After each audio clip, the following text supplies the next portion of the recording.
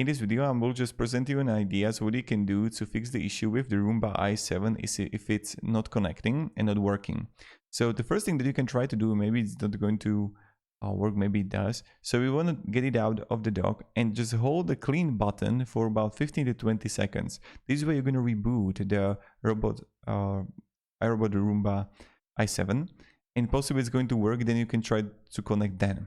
Another thing that you can try to do is you want to press the home, the clean and the spot button at the same time. You just want to press it and hold it. And this thing can also help and be beneficial when you're going to press and hold these three things. And maybe it's going to like fix the issue. So this is another thing that you can try and maybe it's going to work out in your favor. So what will happen is that if you're gonna go this way, that you're gonna factory reset with the home, clean and the spot button, the light around clean is going to change and you just want to hold through it and they just want to release about 20 seconds. So I just wanted to make this quick video for you and I hope it's going to fix the issue for you.